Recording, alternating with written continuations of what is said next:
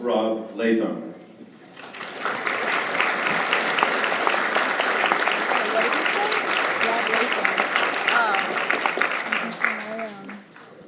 I was delighted, but also I have to admit a little trepidatious when I was asked to introduce this year's guest scholar for two reasons. First, not only has he been my good friend and colleague for almost 2 decades, but the nature of our relationship, warm and supportive, yet also genially combative, threatened to turn this introduction less into a celebration of one of the premier critical talents in our field, and more into an irreverent roast, the tone of which would undoubtedly be inappropriate to this occasion. I have many anecdotes I would be happy to share with you later by the pool. Some of them would compete, I think, with the fantastic smut panel that Donald just mentioned. Second, although, as I've said, we've been friends and colleagues for some 20 years, I still have to admit, as Donald kind of alluded, that I am unsure how precisely to pronounce his name. His friends just call him Ist. So you'll have to bear with me as I try to play this straight, but also to wrap my tongue around the mellifluous syllables of Istvan Csicsery-Ronay Jr. Close.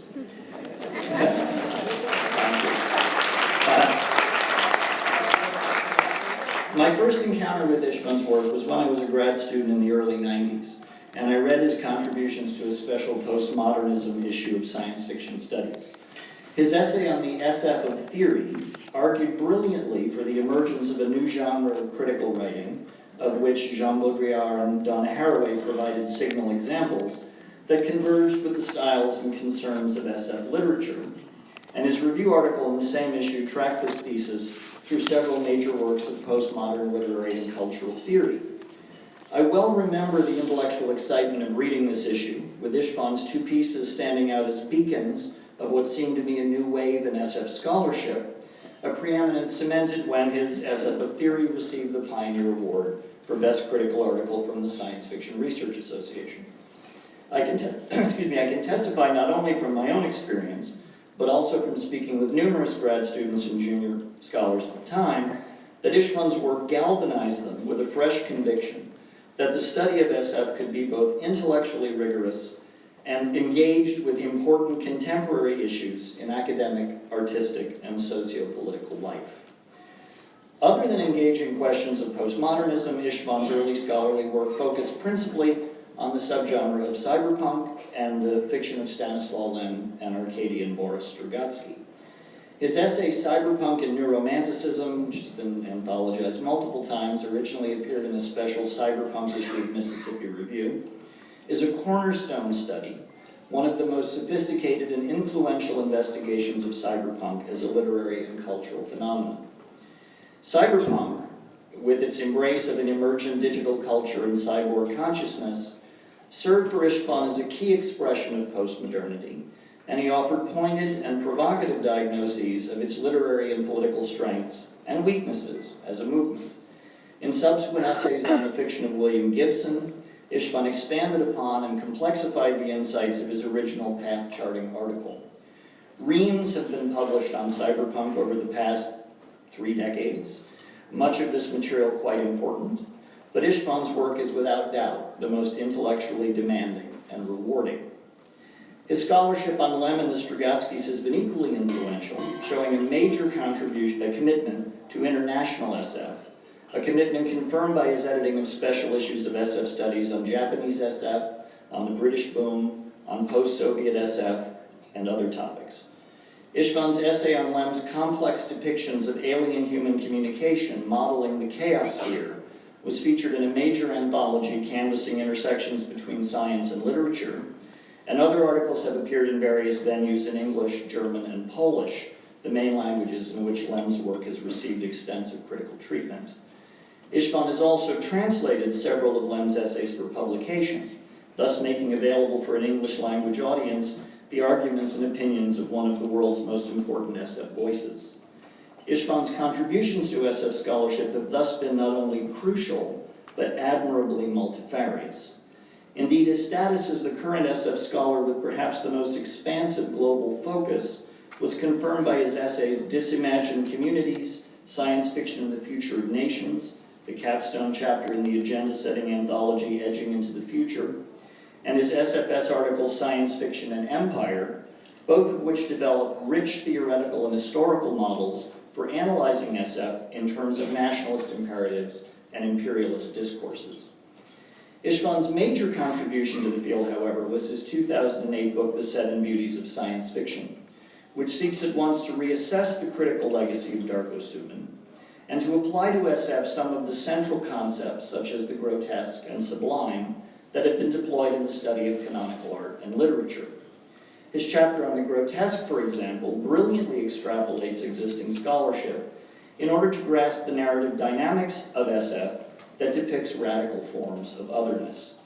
What is perhaps most astonishing about this erudite and provocative chapter is its scope, its rich coverage of an enormous range of texts, from American pulp SF to Lem Solaris, to the fiction of China Mieville, the films of David Cronenberg, and the Alien series, a synopticism evidenced throughout the volume, in fact. As usual, Istvan's lively and searching intelligence animates every text and topic it shines upon. Indeed, he consistently writes with flair and true moral engagement, qualities often, alas, lacking in academic prose. To read his work is to participate in a conversation about crucial issues, most centrally the fate of the humanities and of humanistic scholarship in a technologically intensive world. Istvan is not simply an academic, but a professional intellectual in the broadest sense, and we desperately need more like him. But of course, he is also sui generis, an absolutely unique and remarkable talent. He is at the same time a wonderful comrade in arms, someone you definitely want with you in any philosophical foxhole. I am proud and humbled to have fought on the front lines with him, and though I have no medal to confer on him today, I'm immensely pleased to present him to you as the 2014 IFA Guest Scholar. Please join me in welcoming and celebrating Istvan Csicsery-Ronay, Jr.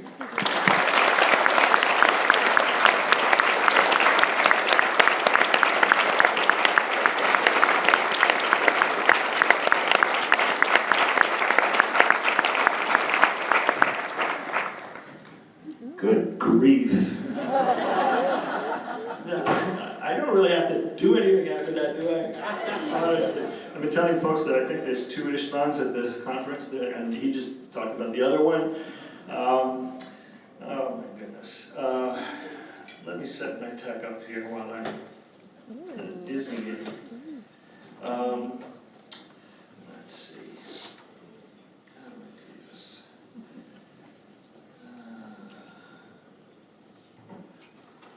How do I do this? Here we go. Here we go. God, I like to. Yeah, I'm just going to leave that up there so you have something to look at while this goes on. I'll meet up with that later. Well, I'm totally thrilled and incredibly daunted. Talking to a crowd like this is really like Coliseum Rock or something. And I'm very proud to join the company of many brilliant ICFA scholars before me. And even though I'm not getting a statue, and I'm not supposed to give an Oscar speech, I am going to give a shout out and say that none of that work would have been possible without the support of my colleagues at SFS. It's the only anarchist collective I've ever been in that actually works efficiently. But above all, to my wife, Etty, who I'm so glad is here with me today. She's my sensei, and she's the one who has shaped my thinking more than any other living soul. So much so that conversations last night went into this. I have to say I feel a little bit sacrificial, like I'm supposed to stand up here displaying in front of you how contingent and unstable our critical concepts are, how they generate their own refutations and twist around until they vanish together, and after a really thrilling panel yesterday, I'm afraid that the sacrificial critic is also going to be eaten at the end. I heard so many brilliant ideas at various panels that I kept rushing up to my Mac to add new ideas, delete other ones, that's not going to work, and rethinking everything. Talking about the relationship between empire and science fiction is like trying to swim across an ocean through high surf. Each time a wave comes, I dive down, then come up for air. Here comes another wave. I've been at this for hours, and I'm just a few yards from shore. Well, but I'd like to think out loud in front of you about the very close relationship between the concepts of empire and SF, with some glances at globalism and posthumanism. Very little about posthumanism, unfortunately, because the ideas got too long, which to my mind are all intricately woven together. My friends know it's very dangerous to give me 30 or 40 minutes to talk about anything without interruption, especially a subject I've spent more than a decade thinking about. Every time I come back to it, it looks different, bigger, richer, more urgent. So I'll have some zigzagging to do. Mike Levy told me that since I'm the guest scholar, I have license to be as pedantic as I want.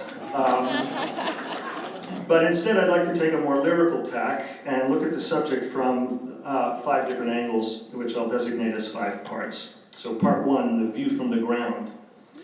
Everyone in this room has been partially shaped by the politics of empire in one form or another. As imperial subjects, resistors from the periphery, compradors, immigrants, children of immigrants, post-human managers, resident aliens, cosmopolitan flâneurs and glenners, or merely just speakers of English. I'll tell you my story. I was born a month after my parents arrived in the US as refugees from the communist putsch in Hungary. My father had been in the coalition government after World War II. He was imprisoned, escaped, and came to the States, not very enthusiastically. He wanted to go to Venezuela, but a revolution broke out there. My father lived in the US for more than 40 years. After the communist government stripped him of his Hungarian citizenship, he never took up US citizenship. He remained officially stateless. He did not perfect his English, and he made an oath to return to his homeland as soon as there were free elections or the occupying troops left, whichever came first. Before the revolution in 1956, he thought those things might happen in a matter of months. After its defeat, he settled in for a long haul, but his bags were in a sense always packed. The Russians did finally leave in January of 1990, and my father was back in Hungary in April. He was a deep-dyed patriot of a small nation, a nationalist, if you will, who mocked both the Russians and the Americans. He often spoke of them in similar terms as to gigantic children stamping on small nations indiscriminately, many of which have long, rich traditions and had even been empires themselves once. My mother was not so fanatical. She became an American citizen, gained a good administrative position as a librarian, spoke English well, and tolerated my sister and me speaking English in the home, which my father never did. But she too went back in 1990. As I grew up, my parents told me countless stories of the war. My mother had witnessed the bombing of Rotterdam, and after taking the last train east from Holland, where she lived for many years as a foster child, she lived through the horrific Russian siege of Budapest. My father, who had been in the underground, was strafed by German jets, and both survived the heavy bombing of Budapest by Allied planes. Many years later, on summer visits, I would see shells of bombed-out buildings unreconstructed. Those war stories of being battered by 3 imperial armies were more vivid to me than my own memories. I have lived almost all my life in the States. I played baseball in school. I played in rhythm and blues bands. I wrote poetry in English. I studied the Civil War battles. I've never been shot at. And yet I still refer to most of my friends and compatriots as the Americans, as if I were not really one of them. In my 20s, Etienne and I lived in an apartment in Greenwich Village. Our 6th floor window looked out to the twin towers of the World Trade Center. On summer nights, we would sit out on the fire escape and watch the giant buildings light up. We never referred to them as the World Trade Center. I called them the Towers of Babylon. I thought it was a good joke. Each of us carries residues of different angles of vision on the world, vibrating strata of consciousness that if we could choose to articulate them, they'd seem contradictory, self-canceling. Each of them is at least partly political. They are assemblages of worldviews, and one of the ineluctable worlds we see and see from is empire, the grand-scale collection of diverse multitudes under the control of a class that supposedly transcends tribal and national boundaries, for whom knowledge and conquest are indistinguishable, and one day or another one will have to face its power. If you speak English, you know you have the imperial passport. If you speak it fluently, You are an imperial, whether you think so or not. Part 2, the view from the ether. Each of us has an angle on empire because we have lived in an age of empires. Who hasn't, you might add? Empires fascinate us as other state formations don't. They have a much longer pedigree than nation states. We can identify them in many histories and regions of the globe. They simplify our sense of history. They collect populations, gaudily display military violence and cultural muscle. Unlike nation states, they seem to have organic lives. Nation states pretend they are immutable, abstract entities. Everyone who studies empires knows they are mutable. They rise and expand robustly, reach plateaus, and then decline with entertaining displays of moral and cultural decay. Because of their great temporal and spatial scale, we tend to see them from a bird's eye view, from the ether, and their structural and symbolic similarities are far more obvious than their local details. There's a boom field at the moment in comparative empire studies.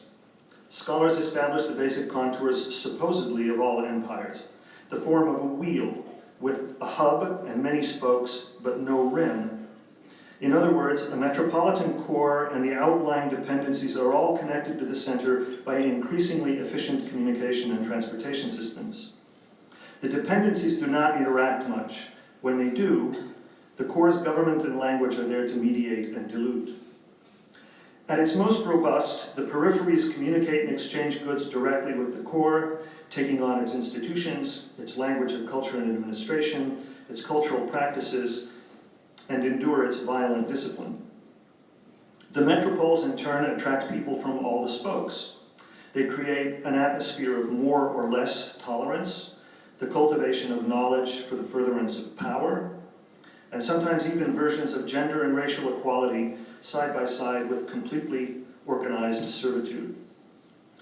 Then comes the inevitable decline. The center cannot hold, peripheries revolt, factionalism and fanaticism erupt, infrastructure decays, external enemies penetrate, peripheral customs become much more interesting than the core. This is history on a blockbuster scale, widescreen Baroque melodrama, to use Chris Palmer's phrase about space opera. Much of our discourse about empires and democratic, modernizing societies has been correspondingly moralizing and even triumphalist. Empires are evil. Emperors go off the rails with absolute power because Caligula, Genghis Khan, Napoleon, Hitler. Alternatively, we use the models from the 1960s and 70s, anti-imperialist movements, the rejection of both US and Soviet hegemony. But of course, not all empires of the past were so autocratic or even so politically centralized. Empires have been democratic, like the Athens described by Thucydides. They have been commercial, as the British Empire was in the early days, or even bureaucratic, as it was in the last phase. Americans do not like to call the diffusion of their global power by the name of empire. Somehow, last remaining superpower feels more comfortable. But clearly, not all the decisions made in the interests of the American empire were made by the head of government. Empire theory has come back in a big way. Not only are historians studying past formations, many scholars consider comparative study of empires a key to policy in the present. They argue that treating great geopolitical players on the model of empires will help to predict their future behavior. And indeed, most of the dominant and aspiring players of our time not only were empires once, they use this history in many ways to deepen their legitimacy. It's striking to read work on re-imperialization theory from years ago predict with eerie prescience the actions of Russia in Crimea today. Part 3. Science fiction and the globe. Political science, I'm going to have to fix that soon. Political scientists think more and more in terms of global alignments, world systems, global electronic networks, and the politics of transnational capitalism. The interest is clearly driven by the need to understand new formations and interactions that require scales not provided by international alignments. The useful models inevitably come to seem more and more science fictional. For science fiction has a good claim to be the first genre to imagine the Earth as one world and to treat that one world as its default setting. Maybe, to invoke Nietzsche, we are only explaining the past by what is most powerful in the present. Perhaps uniquely among artistic movements, SF has had no difficulty adjusting to the currents of globalization.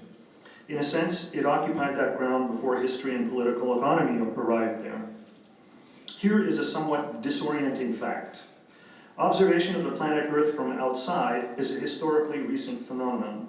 I mean, not only actual observations, but imaginary ones as well. In fact, SF has a good claim for being the first mode of thought to imagine seeing the planet from a secular material perspective and not as angels might.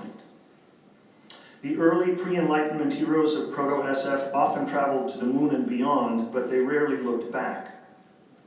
The earliest versions of this extraterrestrialist perspective on the Earth were probably Fontenelle's Entretien sur la pluralité des mondes in 1686, and especially Voltaire's Micromégas in 1752.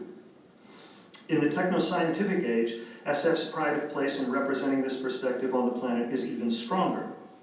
Here are two of the first passages describing the Earth seen as an object of a scientific, materialist, extraterrestrial gaze. I've got to go back and fix this. I don't know what I pushed. Let's see. Previous.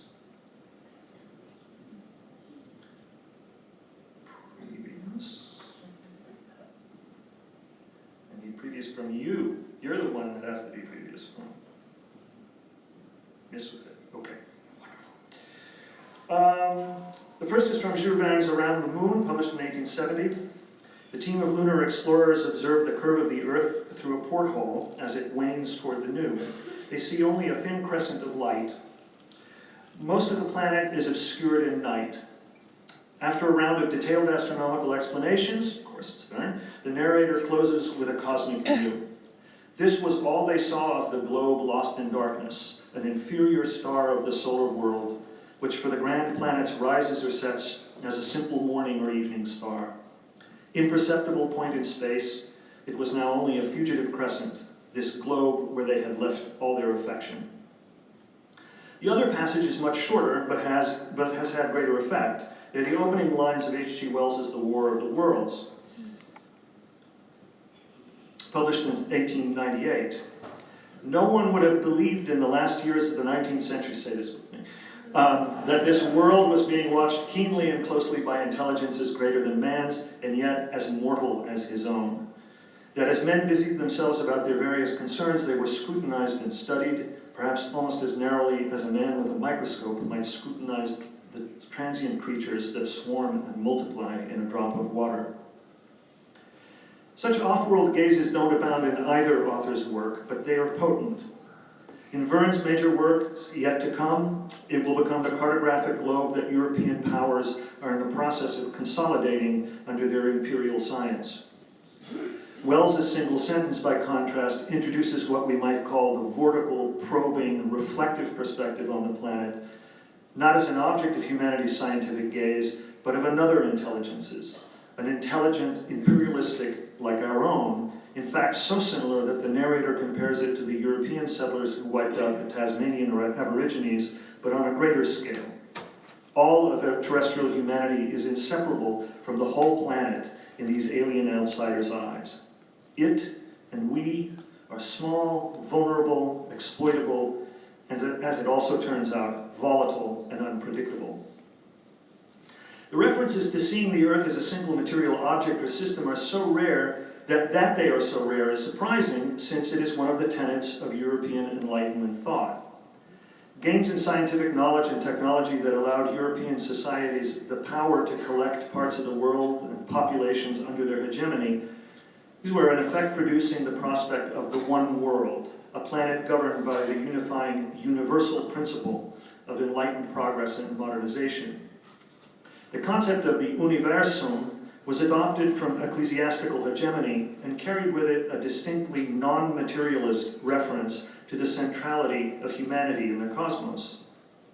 With the post-Copernican Enlightenment thinkers, it reduced in focus to the Earth, but it is an Earth expanding from within by its future prospects of intellectual liberation for the entire human species and unlimited communication and material development.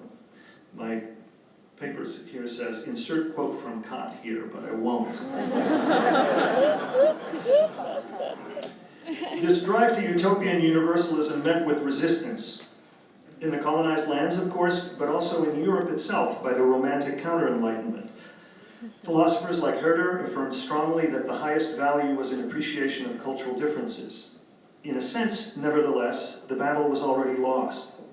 Even the Romantic nationalist movements essentially stipulated to the power of progressive evolution. The formation of nation-states was deemed necessary, from Bolivar's Latin America through revolutionary Europe and eventually to decolonized Asia and Africa. Necessary so that nations could act as their own autonomous modernizing agents. As in Star Trek, the ideal would be infinite diversity in infinite combinations, presided over by a consensual cosmopolitan federation with the powers of empire. The first photograph of the whole Earth was not taken until 1967. Eventually, it was replaced by the more famous photo taken from Apollo 17 in 1972, known affectionately as the Blue Marble. This image had an almost immediate psychological effect throughout the world, becoming the poster icon for transnational ecological and care movements. This too was foreseen not by the laity, but by Fred Hoyle, the celebrated astronomer and SF writer, writing in 1948. Are we there? Yes. Once a photograph of the Earth taken from outside is available, we shall, in an emotional sense, acquire an additional dimension. Once let the sheer isolation of the Earth become plain to every man, whatever his nationality or creed, and a new idea as powerful as any in history will be let loose. The image has been adopted by post-colonialist and cosmopolitan thinkers as the icon of a planetary way of thinking that transcends the techno-scientific imperialism of the cartographic globe and its contemporary avatar, the gridworks of geographical information systems. Another more recent shot from space is one of the many Earth at Night series, showing the concentrations of energy use visible in the night hemispheres. Taken from the International Space Station, this is a more consciously political image. It is more precise and factual than grid images because it shows human energies, the transformation of the natural one world to a globe of unevenly distributed power in the Anthropocene. Compared with the Blue Marble's solid perspective, it approaches the vortical perspective of Wells's Martians. But in this case, the Martians are us, gazing at our resources and their exploitation. Here, the one world is not an alien world, a single divine Gaian cell with transcendent integrity. It is a complex, striated, dynamic network of power nodes made possible by the luxuriance of the technosphere. Indeed, these are the images of the world as a global technosphere, the position of near extraterrestriality, the space station's eye view. The social historian Benedict Anderson has argued that the realistic novel had a central role in the creation of modern national consciousness. These forms of public discourse became vehicles of national unification. Audiences were collected and oriented toward a metropolitan bourgeois perspective while reading the dialects that were to become official national languages. Novels and newspapers were essentially the vehicles of international modernization, on each nation's own terms, supposedly, preempting its colonial exploitation by the great powers. In my view, science fiction took on a similar role in the second accelerated hyper-technological phase of European imperialism. SF emerged strong after the catastrophes of World War I by addressing a new elite, not the traditional ruling castes, nor the merchant adventurers. It spoke to aspiring engineers, scientists, and technicians, many of them immigrants to the metropoles, many of them with no great allegiance to traditional systems of education and cultural privilege. Science, in the 1920s, became the institution that could redeem the miserable failures of national projects. It is striking, especially after the technological barbarism of World War I, how much quasi-religious fervor went into visions of technoscientific salvation in Europe and the US. Throughout the 20th century, science fiction has been the main carrier of techno-imperial dreaming, as well as its main vehicle for critique. Throughout the genre's career, we see imperial narratives of human expansionism, wars between civilizations, encounters with alien cultures. We see stories of ethical resistance to high-tech evil, and enormous ambivalence about the conflict between cultures. We see galactic federations, hegemonies, cultures, united planets, intergalactic commercial alliances. We see grand utopian visions of violence redeemed by astronomical harmony achieved. We see almost as many slave planets and resistance movements. We see cosmopolitan affinity groups. We almost never see nations or democracies. In other words, we see displacements of imperial politics and globalization before the letter. Part 4, the science fiction, the art of empire. In political terms, to imagine the world as a single political entity is imperial thinking. John Reeder has definitively traced the way the genre of SF emerged from the colonial enterprises of the European great powers. What I'd like to add is how the colonial and imperialist competitions were propelled by a technological momentum. Once the dust settled after World War I, one of the most powerful geopolitical forces was technological innovation. Without advanced technologies, a nation had no hope of survival. Politics had become technological. This ascension of technology to global power, irrespective of ideological differences, as long as they did not hinder its development, led to the emergence of technocracies, to transnational communication networks, transnational institutions, and ultimately to a transnational capitalist class. This is the techno-scientific empire in whose belly we dwell today, right here. Paradoxically, dialectically, maybe necessarily, this utopian convergence is the pretext for a volatility on a scale never seen before on Earth. Boundary breakdowns do not go only in one direction. Extinction goes alongside hybridity, catastrophe goes alongside fluidity. The speed of the network circulation surpasses human regulation, and so creates the indeterminate vertigo of capitalism's ultimate dream, what Hart and Negri call omnicrisis. Each new crisis is an opportunity for what neocons like to call creative destruction, as if they had unleashed Lord Shiva for their own benefit. We might think it's inappropriate to call such a vertiginous global network dominated by a small class of oligarchs and technicians as an empire, but the class would not. Here is an ad famous in the public relations world for the company Computer Associates titled Empire. And I have to do a little bit of, there's another night world.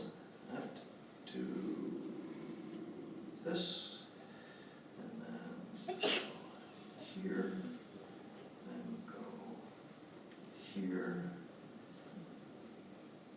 Today, our nation is great, far greater than it has ever been.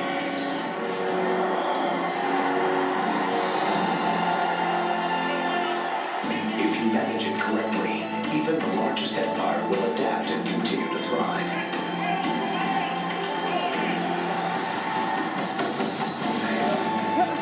Our software has had more companies evolve their infrastructure into e-business than anyone else on Earth.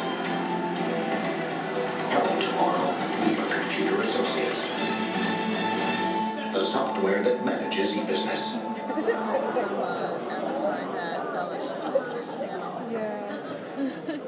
This has only been made available in the last few years. It was made in 2001, I think, and but has been just famous in the folklore of ad companies and PR. So with allusions to Roman, British, and Wall Street empires, visual motifs from Gibson's East Asian cities, colonial Mumbai, Blade Runner's LA, a bodyguard version of Morpheus, paparazzi flashes in the Colosseum, a bridge from Rome to Manhattan, and helicopters, capturing David Harvey's notion of neoliberalism's space-time compression. The ad fills it with the explicit signs of transnational, trans-temporal imperial rule. Triumphalist, high-speed, delirious, flattening out history, the ad constructs the avatar mask of a simulacral diva emperor, a face on the faceless circulation of data in cyberspace at nanospeed. Crisis is the condition of being of neoliberalism. Each crisis brings new opportunities of commodification, of social control, of the opportunity to extend the network deeper and farther than it was before. When the system works perfectly, it produces more crisis. Insert facts. U.S. military spending increased from $360 billion in 2000 to $902 billion in 2011. Between 2009 and 2011, 88% of the national income growth went to corporate profits, 1% to wages. As early as 1994, daily turnover at the 10 largest stock markets was estimated at $1 trillion daily, compared to daily world trade in goods that year to 10 billion. 1 trillion to 10 billion in real goods. Real trade in actual goods and services is only 1% of fictitious trade. Everything that I just said has been in the domain of the science fictional imagination. Otherwise, how do you imagine it? Sometimes we see it in the real-world political discourse, or when politicians, TED talkers, and pundits write their futurific utopian visions of post-scarcity.